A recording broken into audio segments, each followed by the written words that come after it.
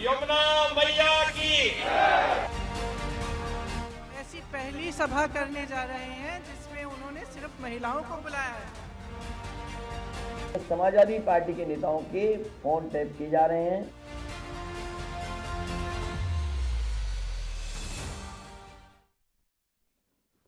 नमस्कार, आप देख रहे हैं एएनबी न्यूज और मैं हूं आपके साथ चंद्रशेखर त्रिशूल। यूपी का सियासी पारा आज पूरे दिन हाई रहा। कहने को तो आज संडे का दिन था, लेकिन इस संडे राजनेता ऑन ड्यूटी नजर आए। पूरब से लेकर पश्चिम तक रैलियों का रैला निकलता आया और 2022 की बिछात बिछती चली गई। कहीं बीजेपी की जन विश्वास यात्रा तो कहीं प्रियंका गांधी का महिला संवाद कार्यक्रम जारी रहा। कहीं वोटरों को लुभाने के लिए सुनहरे सपनों की मीठी बौछारें जनता पर की गईं, तो कहीं सत्ता पर काबिज बीजेपी पर अपलक्ष्य के तीर छोड़े गए। हालांकि पूरा जो आज का निष्कर्ष है वो आपको एक रिपोर्ट के जरिए दिखाते हैं और फिर राष्ट्र धर्म में चर्चा पर आते हैं। यमुना मैया की। ऐसी पहली सभा करने जा रहे हैं जिसमें उन्होंने सिर्फ महिलाओं को बुलाया है। समाजवादी पार्टी के नेताओं के फोन टैप किए जा रहे हैं।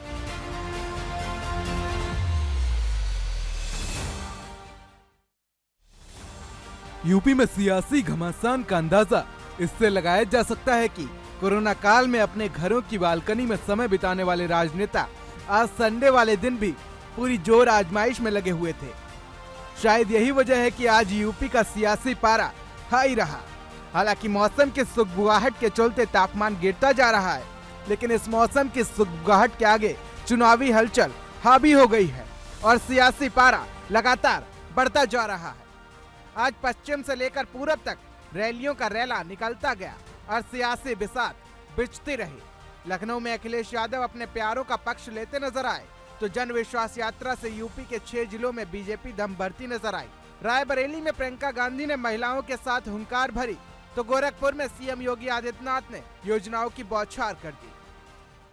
आज जन विश्वास यात्रा केंद्र और प्रदेश सरकार की विकास की यात्रा को जन विश्वास में बदलने के लिए जनता जनार्दन का आशीर्वाद प्राप्त कर एक बार फिर प्रदेश के 6 स्थानों से प्रारंभ हो रही है। और मैं सौभाग्य मानता हूं कि भगवान श्री कृष्ण की इस पावन धरती पर मुझे इस यात्रा का शुभारंभ करने का सौभाग्य प्राप्त हुआ है। भाइयों बहनों, मैं यहां पर मेरे लिए ये धरती इसलिए भी महत्वपूर्ण है क्योंकि इस वर्ष के प्रारंभ में यहां पर हमारे दोनों मंत्री, यहां के विधायक, दोनों विधायक और यहां की माननीय सांसद, ब्रज तीर्थ विकास परिषद, यहां के प्रशासन, यहां के पूज्य संतों के आशीर्वाद से पहली बार भव्य वैष्णव कुंभ यमुना मैया के तट पर करने का सौभाग्य यहां प्राप्त हुआ था और उस आयोजन में मुझे जुड़ने का अवसर प्राप्त हुआ था। मेरी लाइन बहुत स्पष्ट है। चुनाव के समय विकास की बात होनी चाहिए। जो सरकार कर रही है जनता के लिए, जनता को वो मुद्दा उठाना चाहिए। मैं हर जगह यही कहती हूँ और मैं महिलाओं के लिए इसलिए कह रही हूँ, मैं महिलाओं को कह रही हूँ कि जागरूक हो जाइए। अगर आपको राजनीति बदलनी है, ये जो सांप्रदायिकता और जातिवाद की राजनीति है, एक ही चीज है, ये जनता को गुमराह करने वाली राजनीति है। ये बात है कि चुनाव के समय आएंगे, नेताओं को मालूम है कि हमसे कोई कुछ पूछेगा ही नहीं। हमसे किसी ने पूछना नहीं है कि तुमने नल नहीं लगाया, तुमने सड़क नहीं बनाई, तुमने अस्पताल नहीं दिया, तुमने स्कूल नहीं दिया, ये तो किसी ने पूछना नहीं है अगर हम इसी सांप्रदायिक लाइन पे चले रहेंगे। तो मेरी सिंपल बात ये है कि आप नेताओं को मजबूर करिए कि आप विकास के मुद्दों पे बात करें। जब एक नेता को ये एहसास हो जाता है कि मुझे कुछ करने की जरूरत नहीं है, चुनाव के समय मैं जातिवाद सांप्रदायिक बातें कर लूंगा, मैं जीत जाऊंगा, तो काम क्यों करेगा भाई? कि भारतीय जनता पार्टी को जैसे जैसे हार सताएगी, उत्तर प्रदेश में उनके नेताओं की संख्या, उनके मुख्यमंत्रियों की संख्या और दिल्ली से आने वालों की संख्या बढ़ जाएगी। और इसमें भी कहीं हम लोगों को कोई शक नहीं था कि जहां पॉलिटिकल पार्टीज आएंगी या उनके नेता आएंगे, उनके सहयोग के लिए इनकम टैक्स, ईडी, सीबीआई और भी संस्थाओं का सहारा लेकर के अटैक करने का काम करेंगे।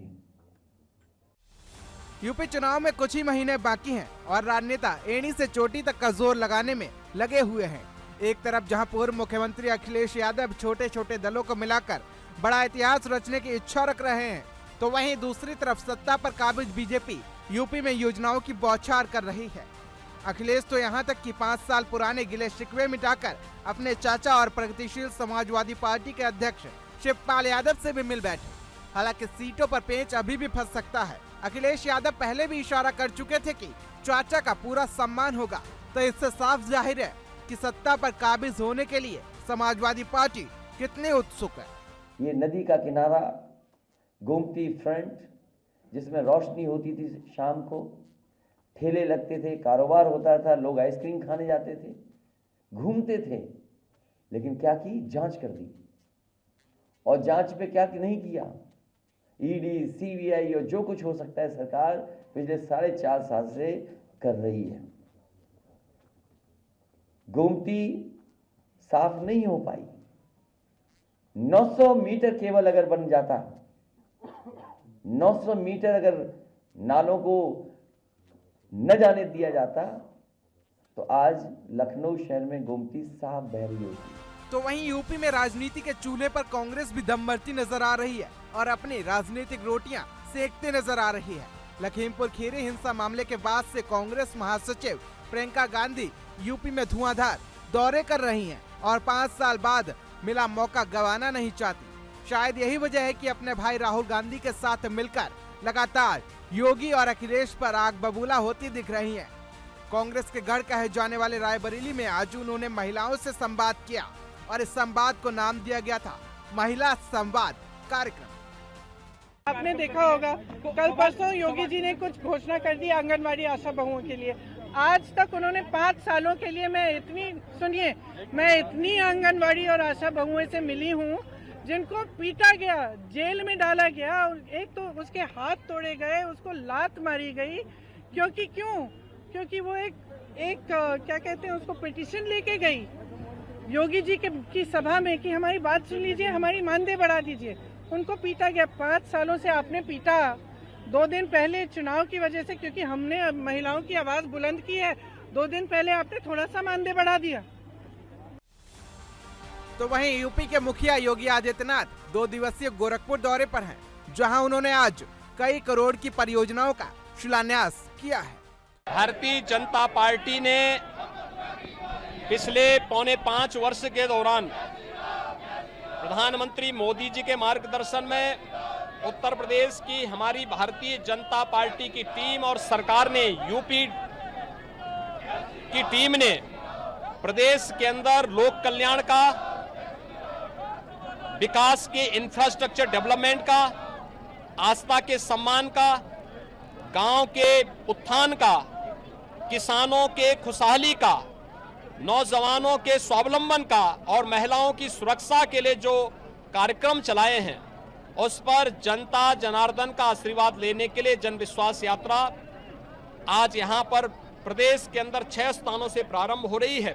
और ये मेरा सौभाग्य है कि पावन धाम मथुरा से इस यात्रा को शुभारंभ करने का सौभाग्य मुझे प्राप्त हुआ है। हम जन विश्वास पर खरे उतरे हैं और जनता जनार्दन का आशीर्वाद प्राप्त करने के लिए हम लोग एक बार फिर से जनता के सामने जा रहे हैं। यूपी में अगले साल होने वाले चुनाव को लेकर सभी पार्टियों ने तैयारी शुरू कर दी है। राज्य में रोज चुनावी सभाएं हो रही हैं, आरोप प्रत्यारोपों का दौर चल रहा है। चुनावी मंचों पर जनता का ध्यान खींचने के लिए लुभावनी वादे किए जा रहे हैं, लेकिन अब यह देखने वाली बात होगी कि आखिर जनता अपने वोट की चोट से क्या नया इतिहास रचेगी। Special desk ANB news. मेहमानों के पास जाने से पहले लेते एक छोटा सा ब्रेक के बाद फिर हाजिर होते हैं। ऐसी पहली सभा करने जा रहे हैं जिसमें उन्होंने सिर्फ महिलाओं को बुलाया है। समाजवादी पार्टी के नेताओं के फोन टैप किए जा रहे हैं।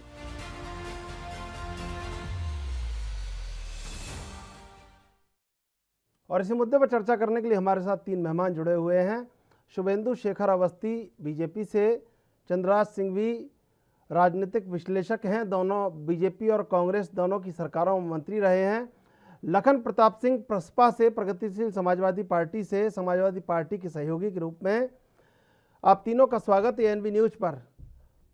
शुभेंदु जी, सियासत की चकाचौंध देखने भीड़ उमड़ रही है उत्तर प्रदेश में, लेकिन एक सबसे बड़ा जो सवाल है वो सवाल ये है कि जो भीड़ उमड़ रही है वो तो हमेशा उमड़ती है, लेकिन उसके हक का उसको कितना कुछ मिल पाएगा, ये सबसे बड़ा सवाल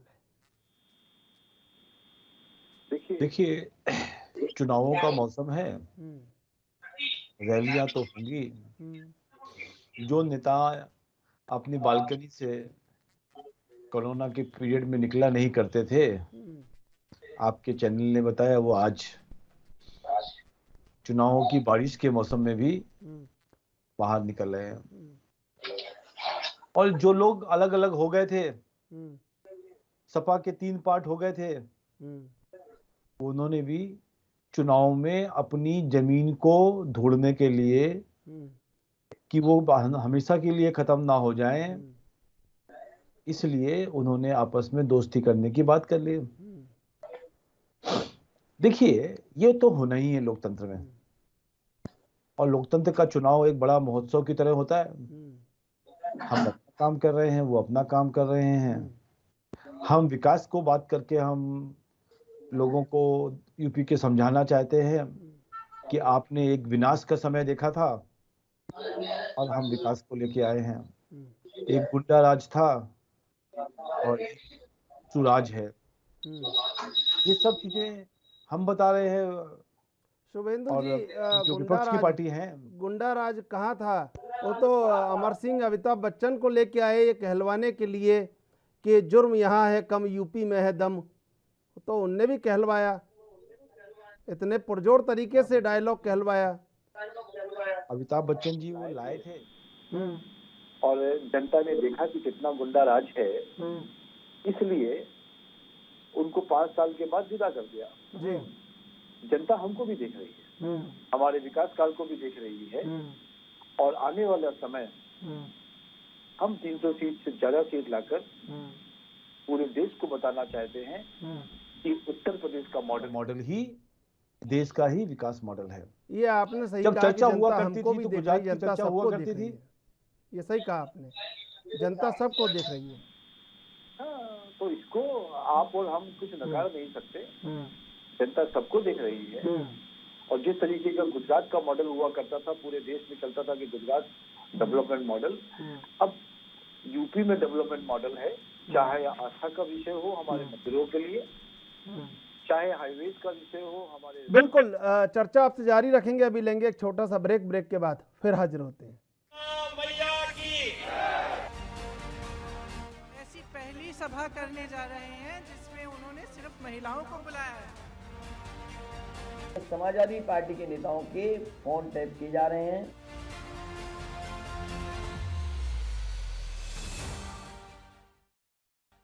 तीनों मेहमान हमारे साथ बने हुए, हम चलेंगे लखन प्रताप सिंह के पास। लखन प्रताप जी, ये जो सैफई का सिनेमा शास्त्र है, इसके आगे काशी का धर्मशास्त्र अब जुड़ चुका है, तो उत्तर प्रदेश बदल रहा है, तो उसमें कैसे देखते हैं कि समाजवादी पार्टी अपना जो स्थान है उसको सुरक्षित करेगी या बढ़ाएगी या व्यापक करेगी? बिल्कुल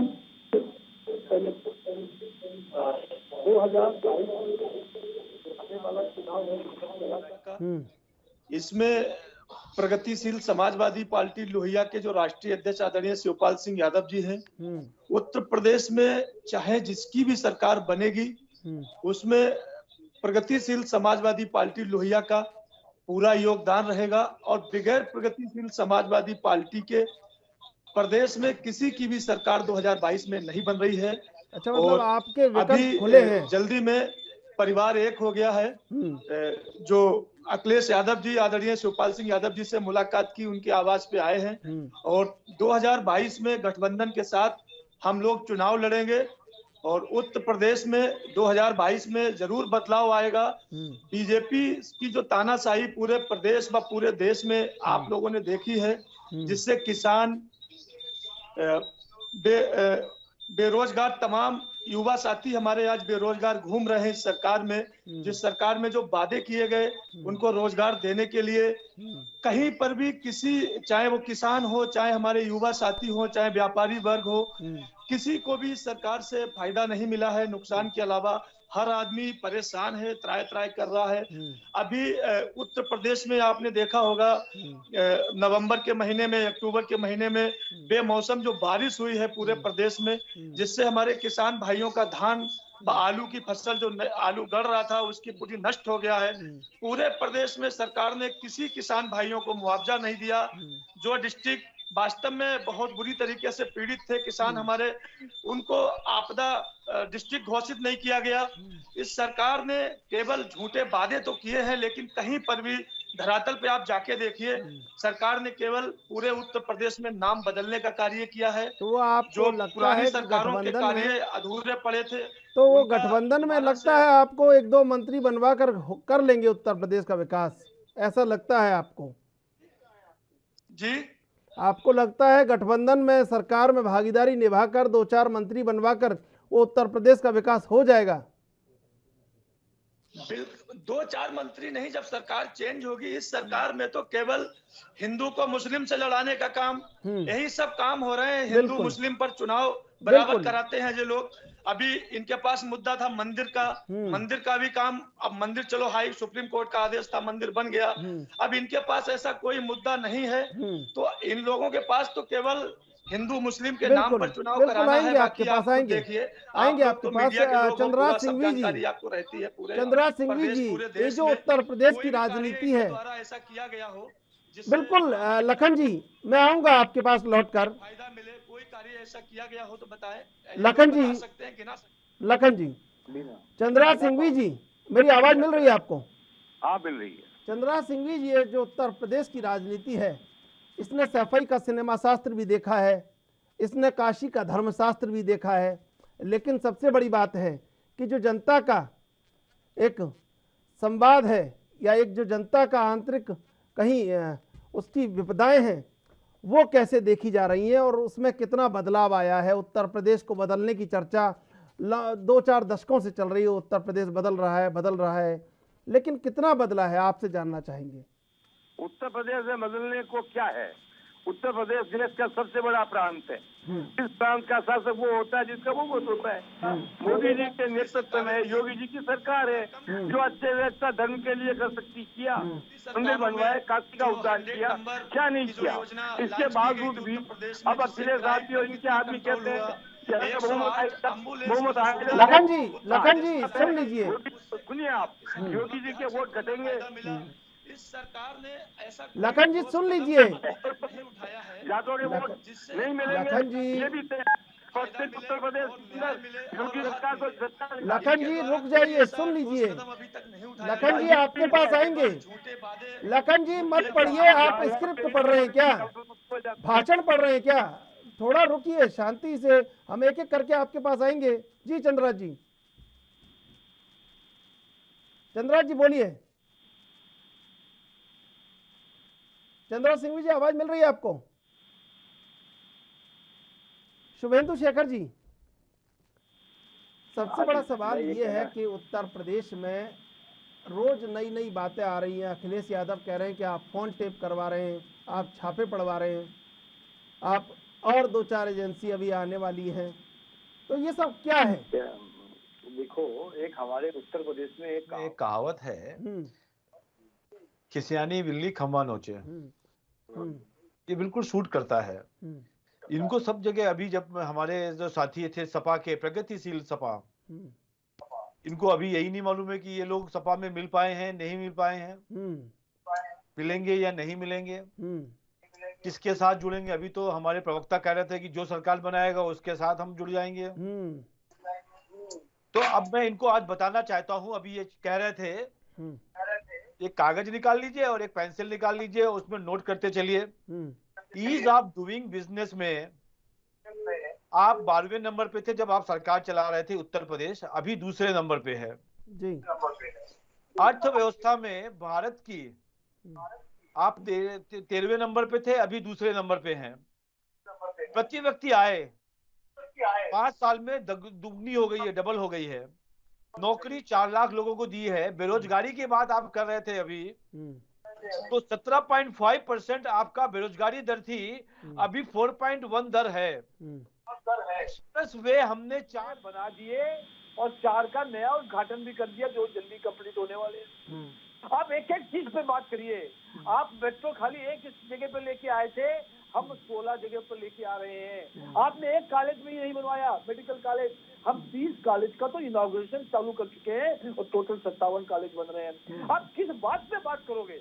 आप एक भी बात पे बात कर लो। मैं कहने को शुभेंदु शेखर अवस्थी जी संवाद जारी रखेंगे, अभी लेते एक छोटा सा ब्रेक के बाद फिर हाजिर होते हैं। ऐसी पहली सभा करने जा रहे हैं जिसमें उन्होंने सिर्फ महिलाओं को बुलाया है। समाजवादी पार्टी के नेताओं के फोन टैप किए जा रहे हैं।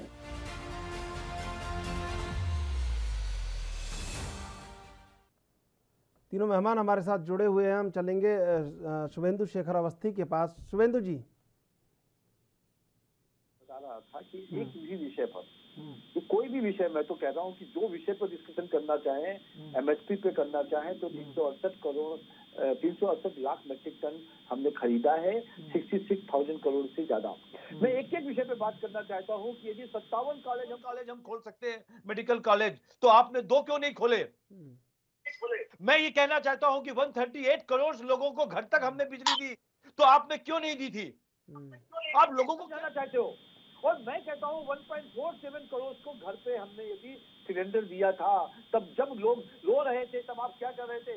तब आपने अपने भाइयों को, अपने चाचा को, अपने बंधुओं को, अपने भतीजों को, अपनी बुआ को, सबको पूरे यूपी में शासन के लिए तैयार कर दिया था। और आज वही लोग जो आपसे पूरा हिस्सा नहीं मिला आपके खजाने में लूटने में, तो आपसे अलग हो गए थे, वापस आप बुला रहे हो और कहते हो कि भाई आ जाओ, अब जो पिछला बंटवारा था उसको भूल जाओ, फिर से मिलके हम एक चुनाव लड़ते हैं। क्या चुनाव ही लड़ना आपका एकमात्र उद्देश्य रहा है? यदि मंदिर बन रहा है, अभी तो सीटों का बंटवारा भी नहीं हुआ है साहब, अभी तो आने दीजिए, पहले तो हिसाब पूरा होगा। अभी सीटों का बंटवारा भी नहीं हुआ है, अभी तो बंटवारे पे चंद्राज जी, चंद्राज सिंघवी जी। हाँ भैया बोलो। ये जो उत्तर प्रदेश की राजनीति है, रोज नए नए दाव, रोज नए नए पेच, अब कैसे लगता है कहाँ है चुनावों में, कहाँ खड़ा है उत्तर प्रदेश इस समय? उत्तर प्रदेश चुनावों के अंदर 3 गुटों और धड़ों के बीच के संघर्ष में फंसा हुआ है। अब जो योगी जी मुख्यमंत्री हैं, इनको, योगी जी को अपने नाम से ज्यादा राष्ट्र नहीं, विश्व के सबसे बड़े राजनेता नरेंद्र मोदी का संबल प्राप्त है। इन्होंने धर्म के नाम पर काम किया है, इन्होंने राम मंदिर बनाने का काम किया है, अभी इन्होंने काशी में अच्छा काम किया है। तो जहाँ तक मानसिकता और मन की स्थिति का सवाल है, तो उन्हें हिंदुत्ववाद का लाभ मिलेगा। अब रहा सवाल, समाजवादी कहते हैं कि हमारे टेलीफोन टैप होते हैं, हमारे को परेशान किया जाता है। बताइए कौन सी राजनीतिक सत्ता के ऊपर विपक्ष ऐसे आरोप नहीं लगाता है? आप पहली बार लगा रहे हो, ये आरोप से लगते रहते हैं। अब सारी हुए हैं, ब्राह्मण मारे गए, क्या इसका नुकसान भाजपा को नहीं होगा? किसान आंदोलन हुआ, क्या इसका नुकसान भाजपा को नहीं होगा? पश्चिमी उत्तर प्रदेश के अंदर कई लोगों ने शादी के कार्ड पर लिखा है कि अगर आप भाजपा ही हो तो हमारे शादी में ना आए। इसका क्या लाभ, क्या नुकसान नहीं होगा? सारे नुकसान के बावजूद रास्ते के नाम पर, के नाम पर मोदी जी आपके पास से योगी की सरकार बनेगी। अब अवस्थी जी 300 सीट की घोषणा कर रहे हैं, मैं तो ऐसी घोषणा कर नहीं सकता, क्योंकि मैंने ये घोषणा की थी 2003 में कि भाजपा 120 सीट आएगी और 130 लाएगी। मैं 130, 121 मैं दावे से कह सकता हूँ अकेले सदस्य काम करेगा, उसकी सीटें भी 100 से कम नहीं आएगी, इससे 380 नहीं पीछे। बस आपने बंगाल में बच स्थापना की होती तो 75 सीट भी आपकी उपलब्धियों में काउंट होती। बढ़ कर सरकार करने की बात की और फिर बाद में पूरी तरह करे। मोदी जी के नाम को इतना छोटा मत करिए भाजपा वालों। इस पर बोलिए जब सबसे बड़ी पार्टी बन के आएंगे हम भी आंख उठाकर कह रहे आप ठीक कह रहे हो।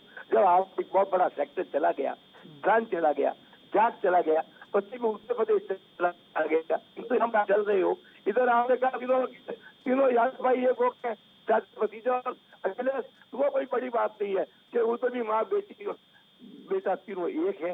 प्रियंका जी आई है, स्त्री को जगा रही है, बड़े ढंग से बोल रही है, उनकी हिम्मत की दाद देनी चाहिए आपको।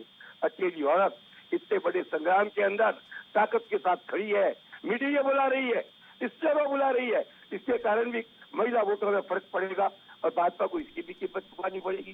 सब तरह से क्षतिग्रस्त और घायल होने के बाद भी राणा सागा की तरफ 80 घाव खाने के बाद भी भारतीय जनता पार्टी का शासन बनेगा, इसमें कोई शक नहीं है। पर पहली वाली बात नहीं रहेगी, वो नहीं रहेगी। ये आपका जो विश्लेषण रहता है बड़ा तथ्यार्थ रहता है।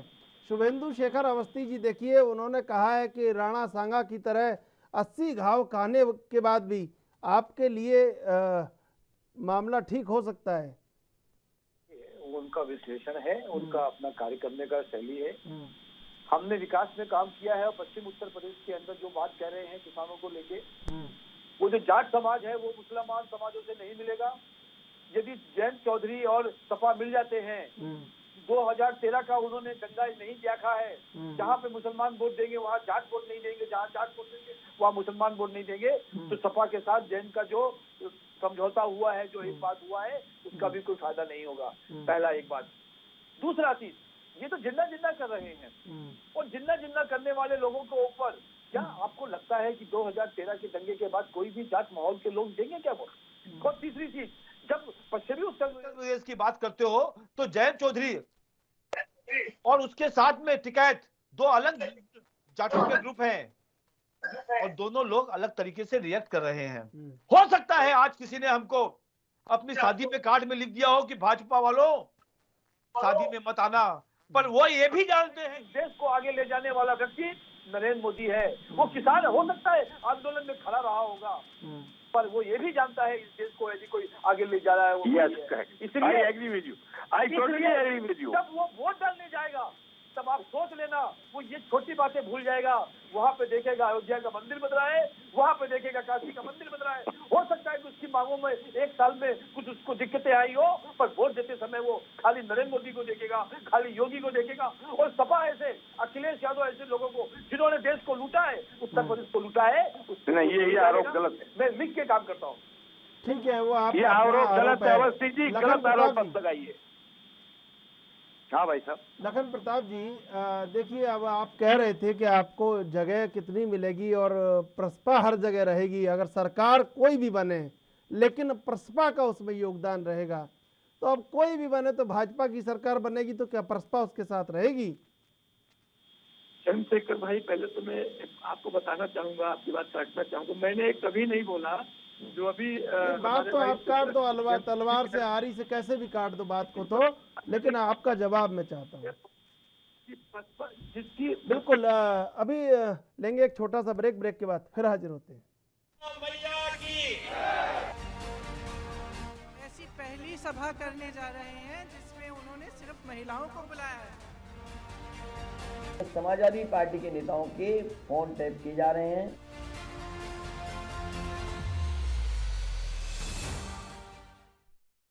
तीनों मेहमान हमारे साथ जुड़े हुए, हम चलेंगे लखन प्रताप सिंह के पास। जी लखन जी। मैं बताना चाहूंगा 2022 में प्रगतिशील समाजवादी पार्टी जहां पर भी होगी वहीं पर सरकार बनेगी और हमारे राष्ट्रीय अध्यक्ष आदरणीय शिवपाल सिंह यादव जी के नेतृत्व में ही सरकार बनेगी। और बीजेपी का तो 2022 में कहीं नामो निशान नहीं रहेगा उत्तर प्रदेश में। आप नोट कर लीजिए, लिख लीजिए। नहीं, मुझे तो कि जनता इस समय बेरोजगारी प्रदेश में इस तरीके से फैली हुई है, आपको ये सब बुलाएंगे डिबेट में आपको। कर रही है किसान, हमारे जो किसान भाई हैं, आपने देखा ही है किसानों का जो अभी 1.5 साल से आंदोलन चल रहा था पूरे हिंदुस्तान में, अभी लास्ट में इन्होंने उनको संतुष्ट करने के लिए केवल बीजेपी ने उनको खाली मुंह बंद करने के लिए शांत कर दिया है। लेकिन अभी इन्होंने ऐसा कोई ठोस कदम नहीं उठाया। किसान हमारे कर्जे से डूबे हुए हैं, कर्जे में मर रहे हैं। लेकिन उनका कर्जा माफ करना चाहिए सरकार को। ऐसे कोई भी इन्होंने अभी ठोस कदम नहीं उठाए हैं पूरे प्रदेश में। डीजल की पोजीशन देखिए आप, डीजल इन्होंने 100 के ऊपर पहुंचा दिया। गैस जो 600 रुपए में सिलेंडर मिल रहा था वो 950 रुपए 1000 रुपए में सिलेंडर मिल रहा है। तो महंगाई तो इन्होंने इतनी बढ़ा दी है। अच्छा, जो किसानों की फसल है उसका रेट अभी वही रेट चल रहा है जो अभी पिछली सरकारों में रेट था। 10-20 रुपए 50 रुपए से किसानों का कोई भला नहीं होना। आप डीएपी का रेट देखिए, जो डीएपी की बोरी 600 रुपए 700 रुपए में बोरी मिलती थी, आज वो 1600 और 1700 रुपए में, वो भी ब्लैक में 2000 रुपए में बोरी बिक रही है धान खाद की। यूरिया आप देख लीजिए। तो इन्होंने किसानों को तो हर तरीके से बर्बाद कर दिया है और इस पर भी इनको ध्यान देना पड़ेगा। खाली झूठी अफवाहों से सारे कागजों में, जो अभी हमारे भाई कह रहे थे कि हमारे 60 मेडिकल कॉलेज पूरे उत्तर प्रदेश में बन चुके। मैं भाई साहब से जानना चाहूंगा कितने कॉलेज आपके अभी तैयार हुए हैं, कितने कॉलेजों पर कार्य चालू हो चुका है, आप जरा हमको बताइए। केवल कागजों में आपका काम चल रहा है, आप जान लीजिएगा। कागजों में केवल सारे आपके कॉलेज तैयार हो गए, सारे एक्सप्रेसवे बन गए, सारे रोड बन गए, सब पेपरों में चल रहा है। जमीनी स्तर पर कितना काम हुआ उसको आप बताइए। अगर आपके पास कितने कॉलेज कंप्लीट हैं उनकी रिपोर्ट दीजिए। अब ये रिपोर्ट तो आप बाद में ले लेना, देखिए ये तो लंबा विषय हो जाएगा। मेरा नंबर दे दीजिएगा इनको। हाँ, नंबर आप ले लीजिएगा इनका। लखन जी ये बताइए, आपने कहा कि प्रसपा के बिना सरकार नहीं बनेगी, तो अब ये तो बताइए कि अखिलेश यादव ने केवल पैर छू लिए हैं चाचा के, या सीट वीट देने की बात भी की है? कोई बंटवारा हुआ है क्या? क्या शिवपाल यादव का जो कद था वो कायम रहेगा?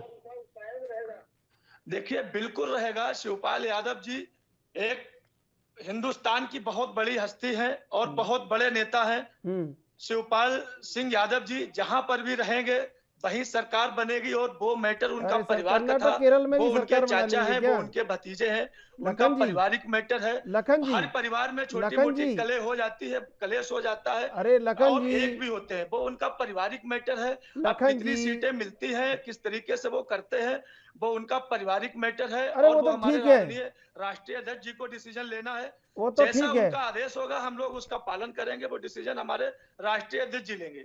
वो तो ठीक है, लेकिन मैं ये पूछ रहा हूँ, आपने कहा हिंदुस्तान के बहुत बड़े नेता हैं, तो क्या कर्नाटक केरल में भी सरकार बना लेंगे क्या? संवाद आपसे जारी रखेंगे, अभी लेंगे एक छोटा सा ब्रेक, ब्रेक के बाद फिर हाजिर होते हैं। ऐसी पहली सभा करने जा रहे हैं जिसमें उन्होंने सिर्फ महिलाओं को बुलाया है। समाजवादी पार्टी के नेताओं के फोन टैप किए जा रहे हैं।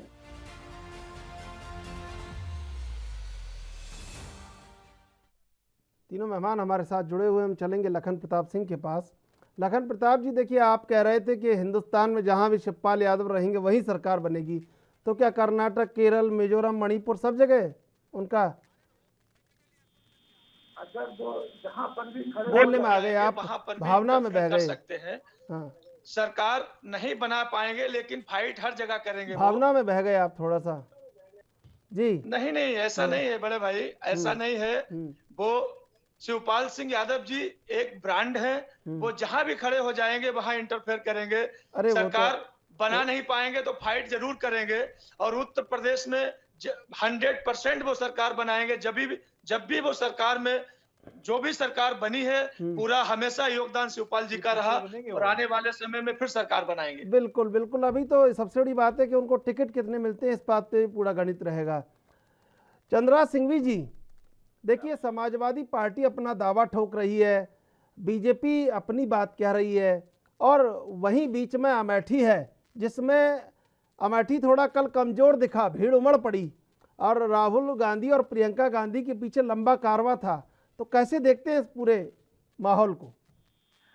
आपको एक एक पर सोचना पड़ेगा।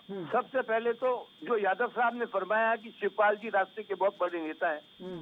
राष्ट्र की परिभाषा कोई प्रांत में सीमित नहीं होती है, जिले में सीमित नहीं होती है। राष्ट्र होता है। राष्ट्र वो है जो हिमाचल प्रदेश से लेकर कन्याकुमारी तक वो राष्ट्र है। इसमें 5% से ज्यादा लोग शिवपाल जी को जानते भी नहीं होंगे, भी इनकी नजर में राष्ट्रीय नेता है। ऐसा होता है। जब कोई अच्छा वर्कर अपने नेता की तारीफ करता है और चापलूसी करता है तो सारी सीमेंट तोड़ दिया करता है। इसलिए कार्यकर्ता को मैं बुरा नहीं मानता। इसलिए अब रहा सवाल उत्तर प्रदेश में, निश्चित रूप से अखिलेश यादव और इनकी टीम ज्यादा नतीजे लाएंगे, कुछ तो कुछ नतीजे, ये मानता हूं मैं, लेकिन वो सरकार बना ले ये संभव नहीं है। फिर भी मैं चाहूंगा, इतना ही कहूंगा कि किसी प्रकार से अति विश्वासी होकर उल जलूल घोषणाएं करने से अंत में जाकर के रिजल्ट आने के बाद शर्मिंदा होना पड़ता है। इस बात को यादव को समझना पड़ेगा। अब रहा प्रियंका और अमेठी का सवाल, मैं वह उपलब्धि हो या ना हो, मैं प्रियंका के साहस की तारीफ करूंगा। इतने बड़े चुनावी जंग में अपने अकेले की ताकत पर वो आज मीटिंगें कर रही है और महिलाओं की बैठक बुलाई है। प्रियंका बधाई की पात्र है। हार जीत को मैं मत नहीं देता। अब रहा सवाल भारतीय जनता पार्टी का, अवस्थी जी आपने बोल दिया 300 सीट आएगी, 400 क्यों नहीं बोली आपने? 300 क्यों बोली? आपके हाथ में है। बंगाल में बोली थी सरकार बनाएंगे। आप जैसे लोग जो मोदी जैसे महान व्यक्तित्व का प्रतिनिधित्व करते हैं प्रांत में, ज्यादा जोर जोर से बोलकर बिल्ली को ख्वाब में चिचरे नजर आते हैं, उस प्रकार का फैसला करते हैं। इससे राणा सांगा की तरह बेचारी भारतीय जनता पार्टी घायल होती है और हुई है। किसान आंदोलन में घायल हुई है, जाट क्षेत्र में घायल हुई है, पश्चिमी उत्तर प्रदेश में घायल हुई है, यादवों में उत्कर्ष बढ़ा है, यादवों में एकता आई है, वह इसको चोट पड़ी है। 80 घाव खाने के बाद भी ये राणा सांगा भारतीय जनता पार्टी के रूप में जो खड़ा है ये हारने वाला नहीं है। सरकार तो भारतीय जनता पार्टी की बनेगी, लेकिन पहले जितना बहुमत नहीं आएगा। कुछ गलतियां की है तो भारतीय जनता पार्टी के नेताओं को खुला होकर के स्वीकार करना चाहिए। हमने किसानों के साथ बेइंसाफी की, हमने एक साथ किसानों को रुलाया, हम जाटों से किसानों से क्षमा मांग, शर्म किस बात की आ रही है? राजनीति क्षमा मांगता है, क्षमा वीर से पूछना होता है। इस तरह योगी जी और भी ज्यादा अहंकार में मत पाइए। 300 की कल्पना छोड़िए, आप 200 का आंकड़ा पार करोगे, उस दिन मैं आपको बधाई देने के लिए स्वयं लखनऊ आकर के बधाई दूंगा। ये भी संभव नहीं है। यहाँ बराबरी की टक्कर नहीं है। नंबर 1 भाजपा है, नंबर 2 अखिलेश है, और कांग्रेस की तो उपस्थिति, कांग्रेस की उपस्थिति जन जन के दिल में वापस पुनर्जन्म देने वाली प्रियंका तो घाटे में है ही नहीं। जिस कांग्रेस को कोई लेना नहीं चाहता था, आज उस कांग्रेस के नाम पर सीट बढ़ रही है। राहुल और प्रियंका, यही बहुत बड़ी सफलता है। अब आप हर चीज की सफलता का जो पैमाना है वो ये है, उसको आप गौर से सुनिए, चंद्रशेखर जी। जो अपने मुंह मियाँ बुट्टी बनता है वो भी गलत, जो बिल्ली की तरह ख्वाब में चित्रे देखता है वो भी गलत। व्यक्ति और धरातल पर आओ, बहुत काम हुआ है। राम मंदिर बना है, काशी का सौंदर्य हुआ है, कश्मीर की धारा हुई है, मोदी ने विश्व ताकत बनाया देश को, राष्ट्र की शक्ति बनाया देश को, विश्व ने कहा से कहा पहुंचा दिया देश को, सारी सैन्य शक्ति ताकत पर हो गई। चीन पाकिस्तान दोनों को आग दिखाने की ताकत नरेंद्र मोदी है। और योगी जी के पीछे सबसे बड़ी ताकत नरेंद्र मोदी का व्यक्तित्व है। इससे योगी जी राज आपका ही बनेगा। आप भी ज्यादा उसे कुछ से बोलना मत, चुपचाप तमाशा देखते हैं। बिल्कुल। शुभेंदु शेखर जी, देखिए चंद्रराज सिंघवी जी कह रहे हैं अति सर्वत्र वर्जते, अति सर्वत्र वर्जते। देखिए, सब लोगों का अपना अपना काम करने का एक तरीका होता है। मैं संघ का संसेवक हूँ और उस हार्ड कोर संगठन से आने के कारण हम जमीनी स्तर पे काम करते हैं और जमीनी स्तर पे काम करने के कारण उसका कैलकुलेशन करते हैं। हम अपनी माँ से जितना भी नाराज हो, हम हो सकता है कि कभी उसके साथ कुछ बड़ा भी बोल जाएं, कभी कुछ गड़बड़ भी बोल जाएं, पर हम उसकी कभी क्षति नहीं करते। मैं पश्चिमी उत्तर प्रदेश का चुनाव देख रहा हूं और जो लोगों ने 2013 का सपा में जो मुसलमान और हिंदुओं का झगड़ा हुआ था, मुसलमानों और जाटों का झगड़ा हुआ था, जिनके घाव अभी भी नहीं भरे, जो आज भी जिन्ना को लेके जिंदा हैं, और आपको लगता है कि आज भी लोग उनको वोट देंगे? घाव तो ठीक है, मैं बार बार कहता हूं। देखिए शुभेंदु जी, जिस दिन जयंत चौधरी ने गुलाम अहमद जोला के पैर छुए थे मंच पर, उस दिन घाव भर गए थे। अब उन घावों में आप नमक छिड़क दें, ये बात अलग है। जिस दिन अखिलेश यादव ने मायावती के पैर छुए थे, उस दिन यादव भी उनसे बाहर हो गए थे। क्या समझ में नहीं आता किसी को कि वोट के लिए क्या क्या हो सकता है? हम आपके स्वाभिमान के लिए जिंदा है। 1991 में भी कहते थे कि मंदिर बनाएंगे और धारा 370 हटाएंगे, आज भी कहते हैं और आगे भी ऐसा ही करेंगे। पार्टी में एक देश का प्रधानमंत्री यदि गंगा जी में खड़ा होकर पानी में जल लेकर गले से माला उतारकर पूजा कर लेता है तो ये भारत की जीत आज ही हो गई है। किसी को दिखाने के लिए हम गोल टोपी नहीं पहनते, हमारी विचारधारा है, हम भी आपको हम है और आप भी अपनी विचारधारा को लेके चलो। गोल टोपी तो नहीं पहनते लेकिन लाल टोपी पर तो सवाल उठा देते हो। जिन सावन के अंधे को हरा हरा दिखाई देता है ना, वो सपा है, तो उनको सब कुछ हरा हरा जितना दिखता है तो कभी हरा दिखता है, और उसमें यदि लाल रंग मिला दो तो केसरिया रंग बनता है। यही मैं बताना चाहता हूँ कि कितना हरा करेंगे, कितना लाल करेंगे, यदि मिलाओगे तो केसरिया निकलेगा।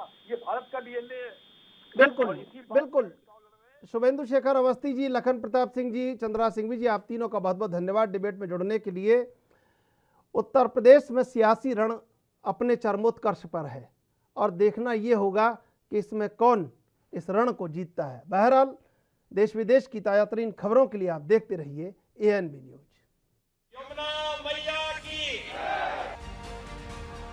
ऐसी पहली सभा करने जा रहे हैं जिसमें उन्होंने सिर्फ महिलाओं को बुलाया है। समाजवादी पार्टी के नेताओं के फोन टैप किए जा रहे हैं।